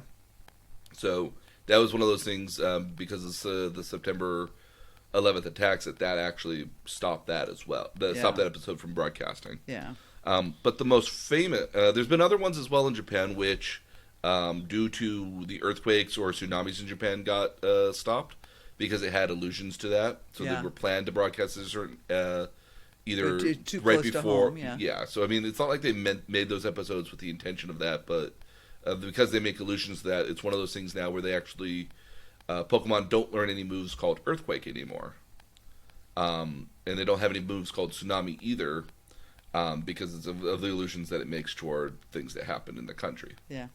But the most famous one that everyone's probably heard of, but didn't realize that it actually was Pokemon, were the seizures in Japan in 1997. Oh. So in 1997, there's an episode called Cyber Soldier Porygon, which is the American translation for it. Yeah. Porygon being a digital Pokemon. And so Ash and Pikachu go into the digital world to stop Team Rocket from trying to steal Porygon. At one point in the show, Pikachu uses an electric move that causes the screen to flash red and blue lights in rapid succession over the course of 5 to 7 seconds, depending on how you calculate it. 5 seconds of full screen and 7 seconds of it being in the background, but it still preoccupies more than 2/3 of the screen. According to Japan, what ended up happening was it affected 685 viewers so much that they had to go to the hospital, but it's presumed that nearly 12,000 children or viewers may have been affected by the episodes with either, and I'm quoting here, blurred vision, headaches, dizziness, nausea, and for a couple of seconds? After 5 to 7 seconds? For 5 to 7 seconds is when the effect happened. Right. But because children were watching it, no, the after effects. It triggered. Yeah, and so it also included, some viewers also experienced blindness, seizures, convulsions, and losing consciousness. Oh my gosh. Well, again, only 685 viewers actually went to the hospital or called ambulances. Oh yeah, but you can't be doing that to people. No, yeah. It's presumed that actually around 1,200 kids may have been, 12,000, may have been affected by the event. Wow. And so as a result, Pokemon went on a hiatus for 4 months. Oh my gosh. So Pokemon went on hiatus for 4 months. It was originally appearing on TV Tokyo, and they ended up removing the Pokemon elements from the TV Tokyo logo when it broadcasted. They also removed that episode so it can never be seen ever again. Yeah. The only way you could ever see it again would be try to find a downloaded copy of it. And most people, if they do have a downloaded, because again, keep in mind, the way some people, when we used to get anime back in the early 2000s, was people would videotape it or digitally record the show, send it to somebody here in America online, and they would translate it here in America, and we call those fan subs. Yeah. But back in 1997, laserdiscs were very expensive to record on, and so if you recorded it, you would probably have recorded it on VHS. You wouldn't have recorded it digitally. Yeah. And so now versions of it are probably based off of the VHS copies, feature the original Japanese dub, and the one I have seen omits that entire part. Yeah, because you don't want to be doing, take a risk of physical harm. Oh yeah, no. The only reason I watched it because the bumper for it has a minute-long explanation of this is what happened. We are not showing that scene, but here's the original episode with English subtitles. Wow. And so they also when the show did come back 4 months later, they completely changed the opening, and for all future measures, omitted the strobing effect of the Pikachu's lightning, because it's a fairly common aspect of Pikachu that he shoots lightning. Yeah. But famously, it's been parodied here in America especially in the early '90s or late '90s and early 2000s, where if you knew anything about Japanese cartoons, they gave you seizures. That was what people knew about it. Oh. Never mind the fact that for years we had been watching Power Rangers, Speed Racer, which is also Dragon Ball Z, a number of other Japanese shows, and never had any ill effect on it at all. In fact, a lot of actual animation actually gets done in Japan as what they call in-betweeners. So you would do the keyframes, and then somebody in the middle would come in and fill in the blank spots in the middle. Yep. So it makes it move. So it makes it look more seamless and natural moving versus just static moving from one pose to another. Yep. So that's the most famous Pokemon episode of all. Porygon has actually rarely ever been seen in the actual Pokemon series at that. I think mostly because of allusions to the event. Yeah. But there are various versions of Porygon, which is a digital Pokemon, which is also my last way to segue into the various other games that have come out for Pokemon, because there's a myriad of spin-offs. So the first one I want to talk about is Pokemon Stadium for the Nintendo 64. It was the first to feature fully 3D Pokemon, and it was basically just the battle game, just the battling between Pokemon element of it. So it wasn't an actual game. We can go back to Let's Go Eevee for just a second. Yes. It actually tells you early on that you can choose to be a sort of a battler or a collector, but you can do both, right? Mm-hmm. Okay. Yeah, a lot of people just collect. The battler aspect is the notion if you actually want to fight in the different trainers and stuff. Well, I think collectors more or less if you just want to go through the game and collect the Pokemon. Because in Let's Go Eevee, you're not battling to capture the Pokemon, where you usually would just reduce its health. Yeah, you don't get anybody. Yeah. But you just go through and you just capture Pokemon. Right. So I think that was the element. It was lurching. Okay. So Pokemon Stadium was meant to be, I think, because Pokemon Battles was a popular competition back in the day. It still is to a degree now, but not as much. They used to have tournaments for it, and so Pokemon Stadium was a way that you could watch the actual fight on a big screen in color and not see it as the grainy 2D pixelated version that was on the Nintendo. Because you'd only ever see it from one person's point of view. You'd never see it from both sides' point of view. Yeah. It was also the first device here, which of many devices that were the kind of Pokemon adjacent and specific. So they had a Transfer Pak where you could plug in your Game Boy Pokemon game into the Nintendo 64 and actually upload your Pokemon onto the game. So you could do it in Stadium. The next Pokemon game is the Pokemon Mystery Dungeon, which is actually kind of cool. When the more I read into this was, you become a Pokemon. So you take actually a cool little personality test, and it tells you which of like 15 some odd starter Pokemon you have the chance to become. Mm-hmm. And all the other Pokemon talk to you and talk to you as well, because Pokemon can talk to each other. Yeah.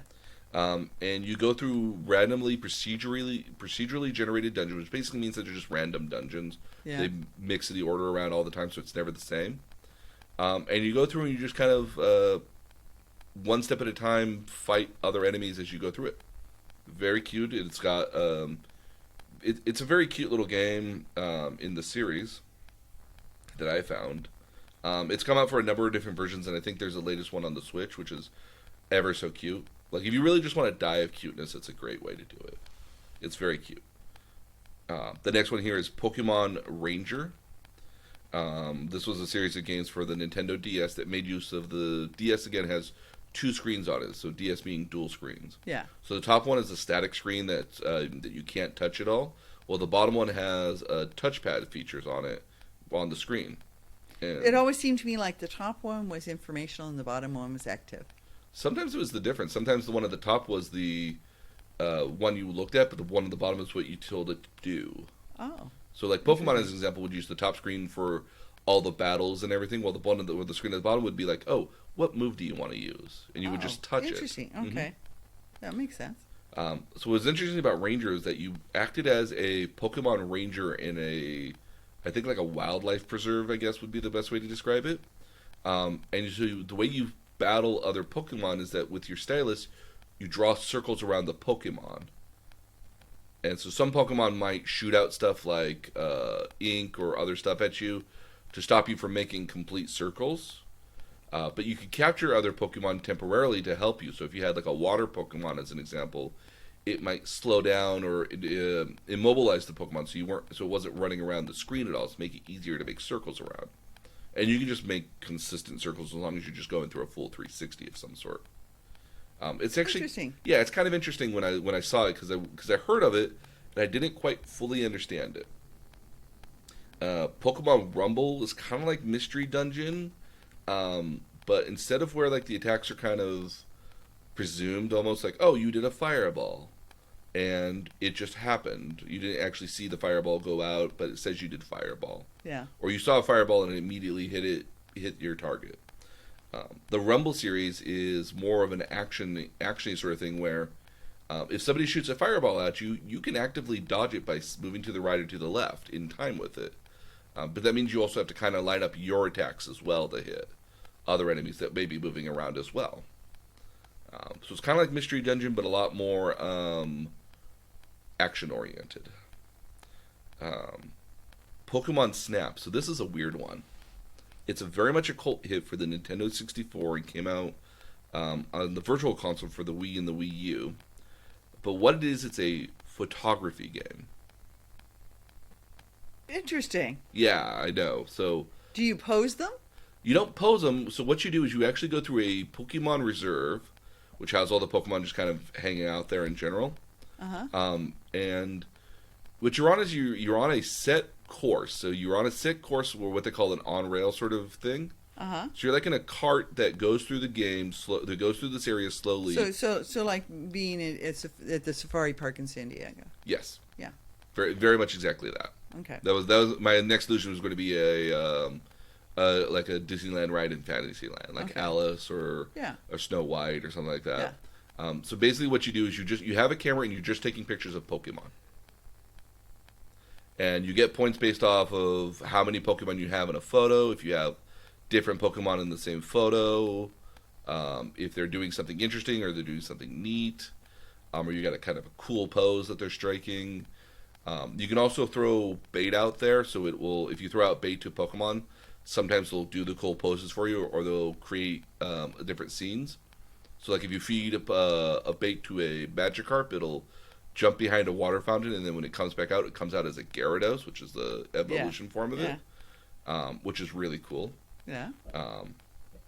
And it's a weird game because it's got such a cult following for such a really simple game.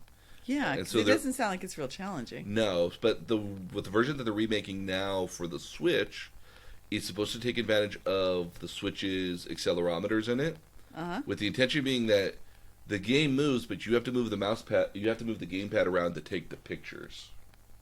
Like if you're using the DS as an actual camera. Yeah. That's my understanding of how they're intending on doing that. Interesting. As you can imagine, Pokemon's had a number of puzzle games. Yeah. So I've had a Tetris puzzle-y game called Pokemon Puzzle Challenge and League. There's Pokemon Shuffle, which is kind of like Bejeweled. I was gonna say there's a Bejeweled version of everything. There is. And then the other one, which I actually find kind of interesting, is a game called Pokemon Cafe Mix, which you can apparently get on your cell phone, which is interesting. It's an official licensed Pokemon game. Cell apps are, a big thing.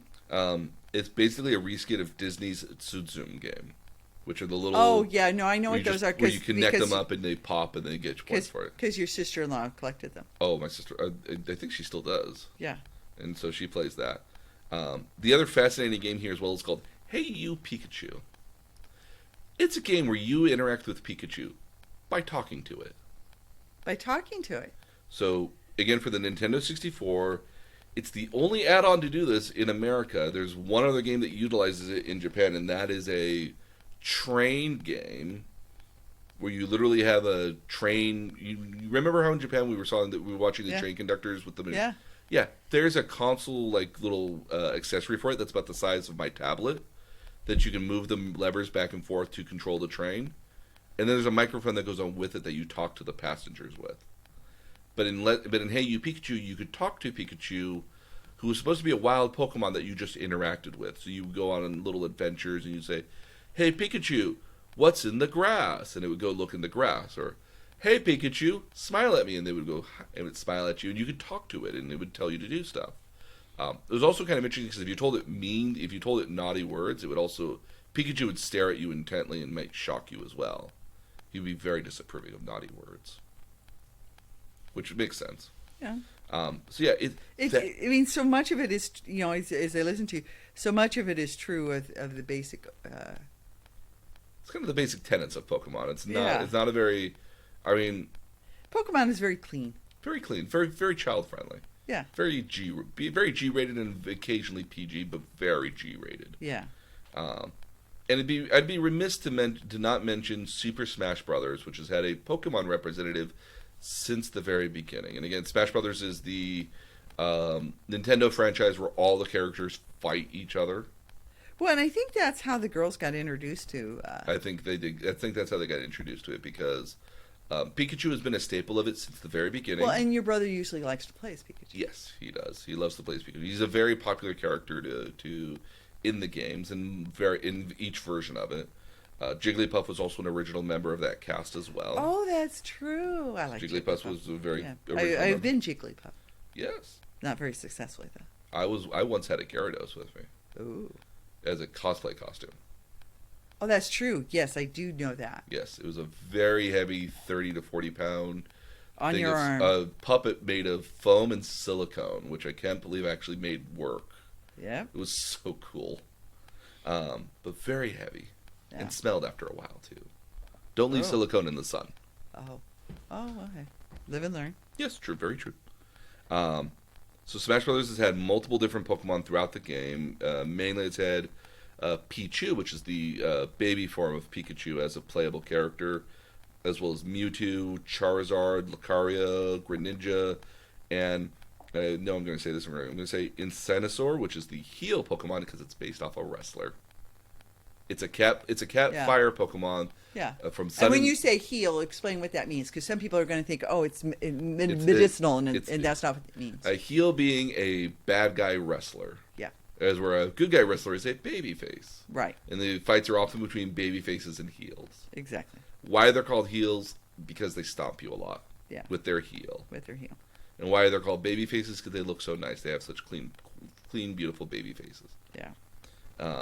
But there's also another character in Super Smash Bros. Brawl, which I believe was the Wii U version, introduced the Pokemon Trainer, which lets you have a Charizard, an Ivysaur, and a Squirtle all on the same team, and you could switch between the various Pokemon. So you could have a varied sort of roster to use attacks with. So you had a little bit more of a repertoire of tools at your hand. Yeah.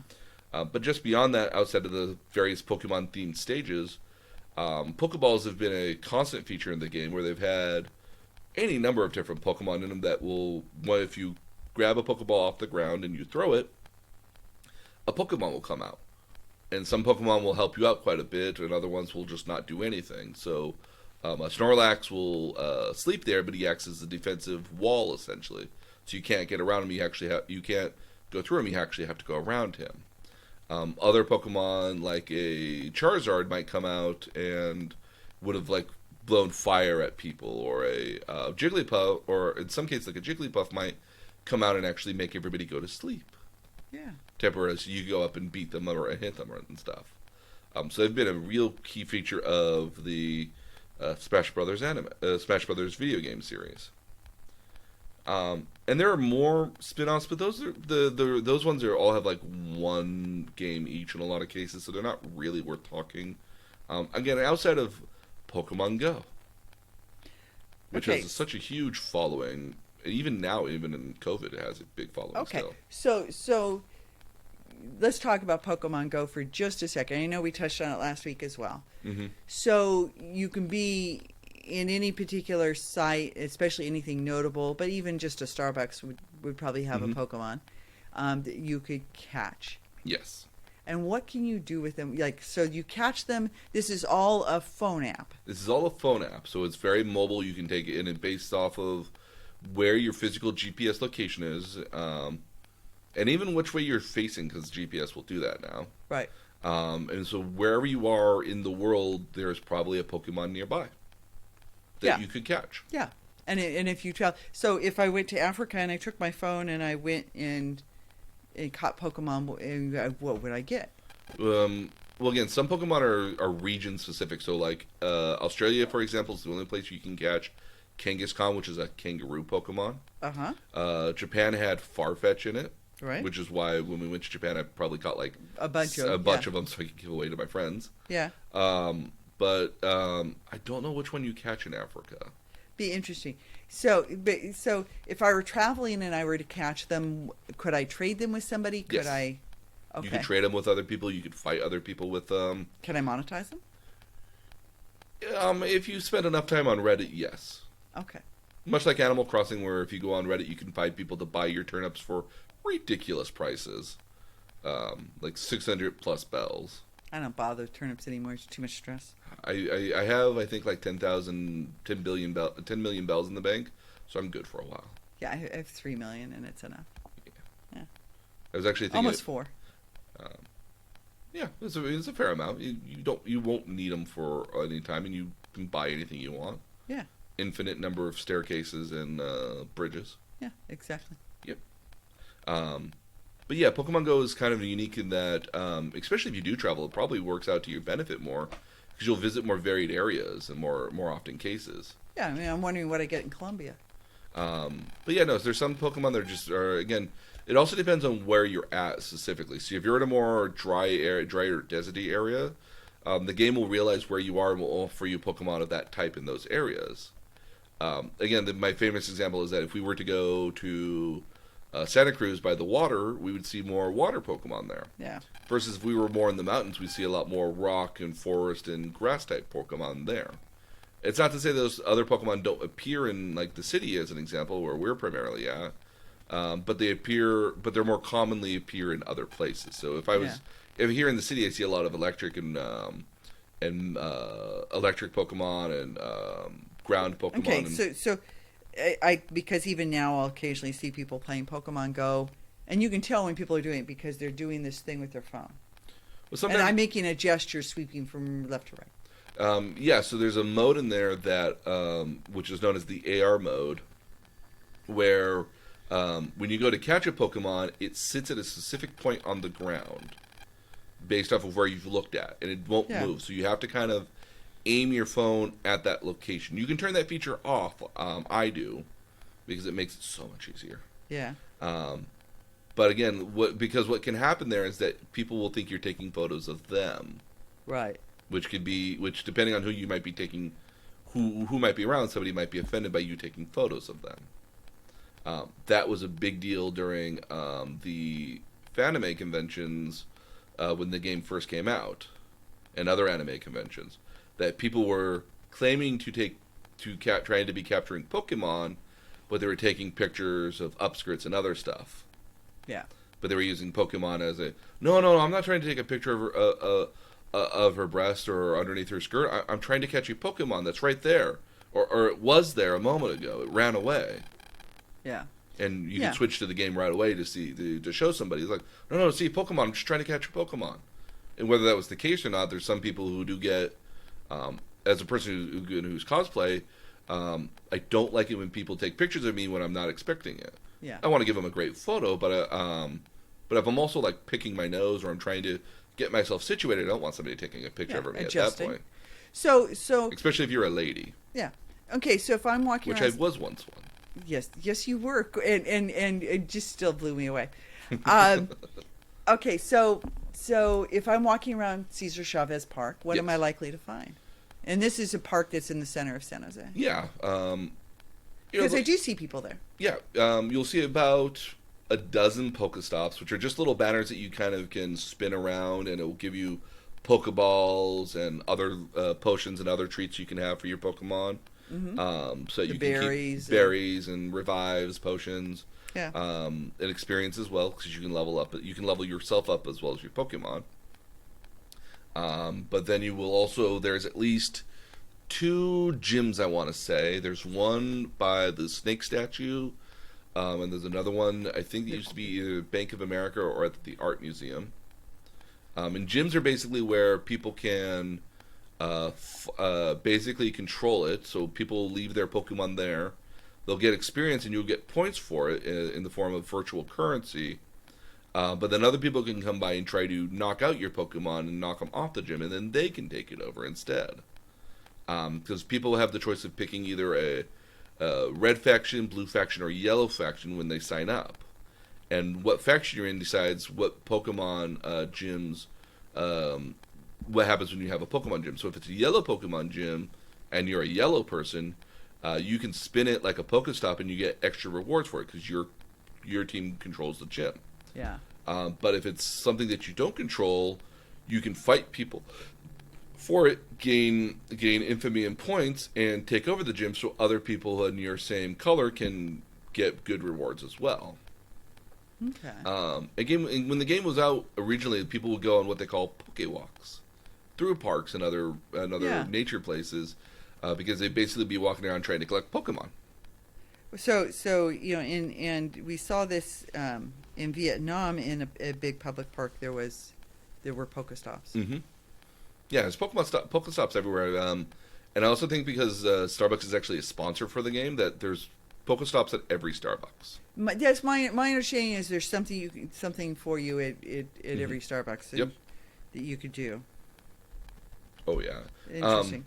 It's very much of the mobile variety where if you had a little bit of time and you if you had like a 15-minute break and you just wanted to walk around outside to get fresh air, this is something you could do while you were walking around, I guess. Yeah. And I'm done. Great. Turn off the game, put it back in my pocket, go back into work or anything like that. Yeah. It's not great for driving. Don't drive and play Pokemon at the same time. I imagine it was an issue. And I remember when there were outcries because it was garnering too many people, and I thought, this is silly. You've got people interacting outside. How lovely is this? Well, one of the problems that ended up happening in a lot of cases was twofold.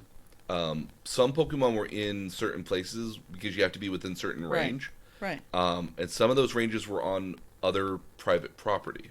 Oh, okay. So some of the problems in the initial run of it was that Pokemon were deep inside on public property, and so you would have people that would be walking up people's driveways or toward their house on their lawns that you may not want to have on your property at all. Right. And also didn't have consent. And there's also a big problem for businesses as well where you might, again, especially if you were like at a place like let's say as an example Disneyland, and you were trying to catch Pokemon in Disneyland because you could at one point. Can you now? I don't believe you can now. Okay. There's some after a lot of the outcry. There's a lot of places that stopped letting you could contact Niantic and you could ask to remove your location. Yeah. For safety in some cases, but you could have a place where you might be blocking traffic and not be completely aware of it either because your attention somewhere else.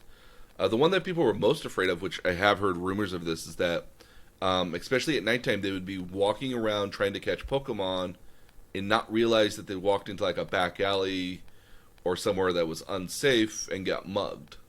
Okay. So that one was not as common, but there were reports of it happening. Yeah, well, all you need is the report. Yeah, all you need is the one time, and it's happened a billion times, according to the news. Yeah. So there were rumors about that, but there's a lot of places, though, that do actively try to get the Pokemon stops and even gyms at their location because it means people will travel and frequent by their areas. Yeah, it brings people. There's a lot. There's a lot of corporations which Cisco, as an example, this one I do know of. Yeah. There's a Pokemon stop at every Cisco building. eBay as well. Yeah. But again, if you go down to Santa Clara, Milpitas area, Cisco's got this majorly huge campus that's just it's got like 40 buildings or something. Yep. That are all individually divided over the cross of what seems like a mile-long area. Yeah. Or at least it's huge. Yeah, it's big. I've driven past there when I was doing DoorDash, and I was just ever so amazed every single time I passed through it. Yeah. It was like, oh, that's a Cisco building, and another one. And wasn't there just like two just before, and a fifth, and yeah, the simple Cisco, and we used to be a Cisco landlord, and so I've had meetings on the Cisco campus, and trying to find which building you're meeting at because not only is it a huge campus, they all look the same. Yeah. They're very undistinguishable from one another. I'll say though, going to LinkedIn's campus has got some variety, but Google's there are a number of, if you're out on Shoreline, those buildings are difficult when you have meetings at Google to try to find which building you're supposed to be into. Yeah. Again, this is huge campuses. Yeah. So yeah, Pokemon Go. It's a nice, fun little game. What I like it for the most, especially with my nieces, I like to go out with my nieces and catch Pokemon because they just die over trying to catch them. But they also like when I have the AR function, I can plop a Pokemon in a room or in a field, and they can walk up to it and look like they're playing with it, and take a picture with it. Yep. It's very cute. It is very cute. So yeah, that's Pokemon. Okay. It's huge. It's a It is long huge. way. And I already have our idea for next week. Okay. And we'll talk about the one I don't want to talk about. What's that? We'll talk about the Big Bang. Oh, well, okay. So we can talk about I this have next week, but I can tell you that you and your brother ruined it for me. I'm sorry. That's okay. Now I see it from a different light, and it's interesting. So We'll talk about Yeah. that next week. Yep. But we'll have and again, I will put the theme song for Pokemon, even though you can sing it already, even if you don't remember it. gotta The catch wa- them all. Gotta catch them. Yep, I'll put both of them on there because there's the Poke Rap and then there's the actual theme song to the original one. Yeah. You get a crowd in a room to do that, they will sing it on their own. No musical accompaniment at all. I once got it started in an anime expo hall, and for the next minute and a half, everyone sang that song, and afterwards, everyone had the loudest roar of all. And then other people tried to start other people singing other famous themes, anime openings as well. So that was funny as well. It's pretty cute. To watch a bunch of American people trying to sing Japanese lyrics to songs they think they know, but they actually don't, That's pretty cute. because not all of them speak Japanese. It's cool. It is cool. And so I will put that as well as all of our show notes on the website at thenerdtutorialpodcast.com. And then if you want to help continue the conversation as well, we do post this up on our Facebook group at facebook.com/nerdtutorialpodcast, all is one word. And then if you want to catch up on any of the topics we followed already, or if you have an idea for interesting topics or suggestions for the future, we also have a Twitter page as well at nerd_tutorial on Twitter. So you can hit me up there and see all the cool news that came out. DC recently had a Marvel-style Comic-Con convention online where they debuted a lot of cool new trailers for upcoming movies, including Wonder Woman 1984 and the new Batman. Ooh. Which was very unnecessarily dark, but I'm willing to play around and see what happens. As well as teasing a bunch of new stuff for DC properties as well. So that was very interesting. Very interested to see if DC will get their act together with their movies here at some point. But again, we'll put all that online, and we thank you so much for listening with us today. And we hope that you stay safe out there in these weird times. And we'll see you guys again next time. Bye.